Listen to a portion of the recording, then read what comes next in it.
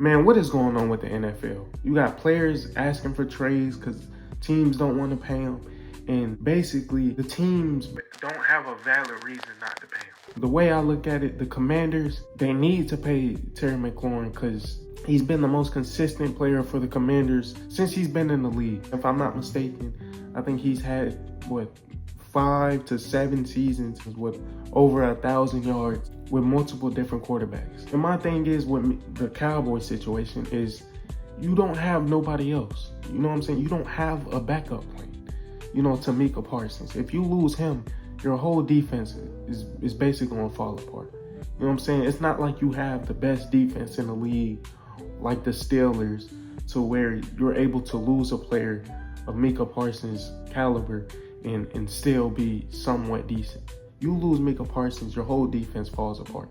Then on top of that, you lost DeMarcus Lawrence. That's another pass rusher that you lost. Basically, your two next best defenders on defense is going to be Deron Bland and Trevon Diggs. And they're not locked down corners, so eventually the defense is going to break down. They're going to need the help of somebody like Micah Parsons to get to the quarterback. He's a Swiss Army knife, so you can move him anywhere along the defensive line. Middle, outside, inside, it don't matter. And he's one of the very few players that can do that. You know what I'm saying? Especially at his position. You're not going to get much better than him. And no matter who you try to bring on, no matter what you try to get back, no matter what draft pick you try to get, that player is not going to be as good as Micah Parsons. My thing is with the Commanders is the fact that you made sure Deebo Samuel was situated before, Terry McLaurin. If you look at every team in the league, except for maybe the Titans or the Saints, every team is pretty much situated at receiver. The Rams with Devontae Adams and Puka Nacua.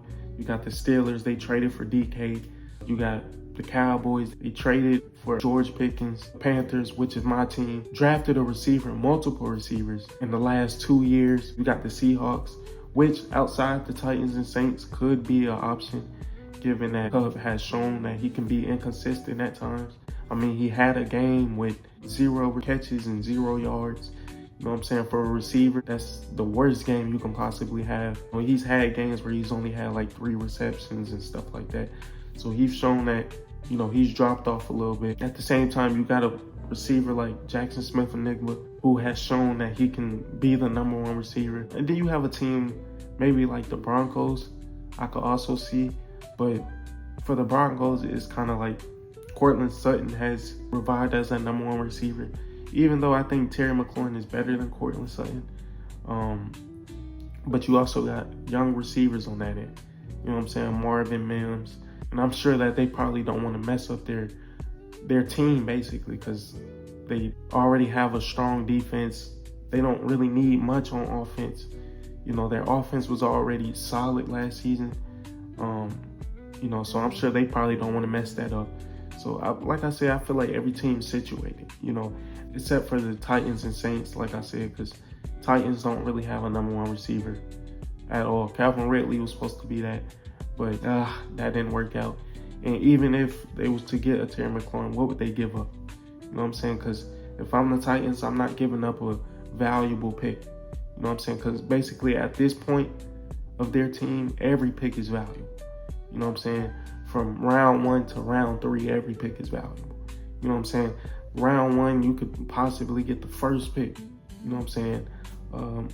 Same thing with the Saints. We've seen in the most recent drafts that you can find you a good quality receiver in the 2nd and 3rd round. With those draft picks, you can draft somebody that can develop alongside Cam Ward. You know what I'm saying? So basically building your team from the ground up. Same thing with the Saints. You can draft somebody that can develop alongside, Tyler Shuff. I forgot how to say his name, but I think it's Tyler Shuff. Or you can find somebody that can develop alongside him. Now with Micah Parsons, I feel like every team needs one. You know what I'm saying? Everybody needs a Micah Parsons, no matter who you are. It's just about, are you willing to, dismantle your team to get a player like that?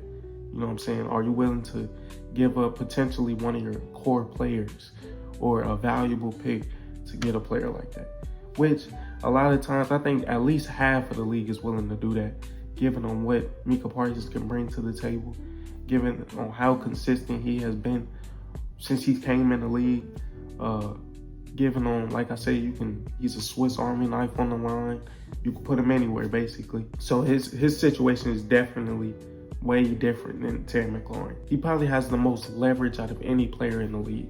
You know what I'm saying? Outside of the quarterback position. Like I said, if you take him away, that whole defense is just nothing, basically. It's the bottom of the league. The NFL as a whole coming into the season, it's going to be very interesting to see how this season plays out. You know what I'm saying? There's so many different storylines and possibilities and predictions, and it's so many different possible outcomes that can happen during this season.